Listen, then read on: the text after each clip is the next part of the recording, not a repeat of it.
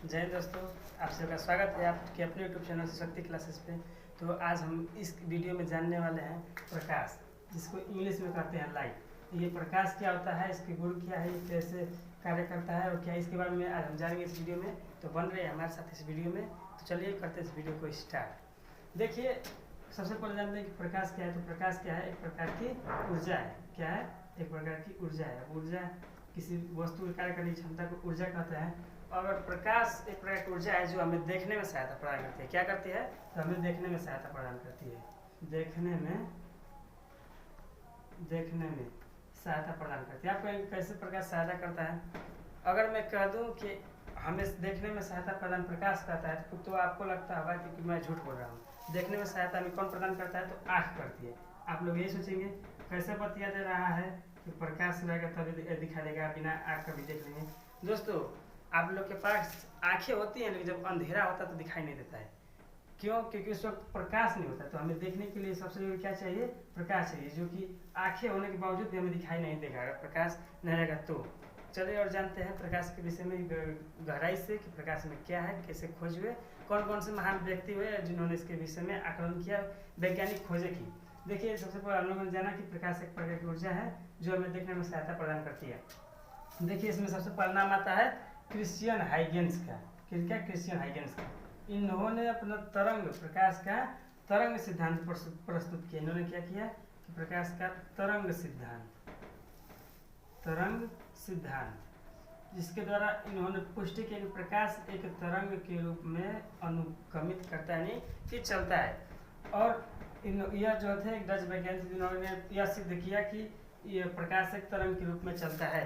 और इन्हीं सिद्धांतों पर आधारित टॉमस यंग नामक व्यक्ति ने इसको सिद्ध किया था कि प्रकाश एक तरंग के रूप में संचरित होता है। अब हाइगेंस साहब के बाद आए हमारे मैक्सवेल साहब। ये ग्लेन मैक्सवेल नहीं है जी, ये है मैक्सवेल, वैज्ञानिक मैक्सवेल, जिन्होंने प्रकाश का विद्युत क्या सिद्ध किया? प्रकाश का विद्युत प्रभाव। इन्होंने प्रकाश के विद्युत प्रभाव के बारे में जानकारी दी। ये जो थे, इसके बाद आते हैं हमारे अल्बर्ट आइंस्टीन। ये साहब, ये आइंस्टीन जी, जिन्होंने फोटोन सिद्धांत दिया। क्या दिया? तो फोटोन सिद्धांत। इसके अनुसार इन्होंने कहा कि प्रकाश छोटे छोटे बंडलों के रूप में चलता है। कैसे चलता है? छोटे छोटे बंडलों के रूप में चलता है। आइंस्टीन साहब को 1921 ईस्वी में नोबेल पुरस्कार मिला था। इसके लिए तो फोटोन सिद्धांत और E=mc² ऊर्जा के सिद्धांत पर। जब इन्होंने क्या कहा था कि प्रकाश एक छोटे छोटे बंडलों के रूप में चलता है, तो पहली बात कि यहाँ पर देखिए प्रकाश एक तरंग के रूप में चलता है और प्रकाश एक बंडल के रूप में चलता है, छोटे छोटे पैकेटों के रूप में चलता है। तो इसे क्या कहते हैं? प्रकाश की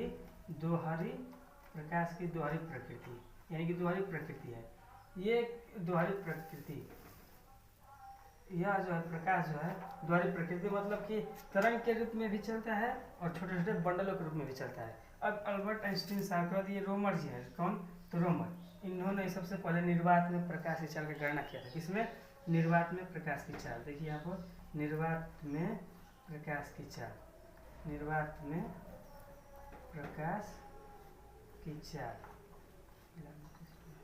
प्रकाश की चाल, इन्होंने जब रोमर जी ने क्या किया था निर्वात में प्रकाश की चाल, जो कि कितना होती है दोस्तों?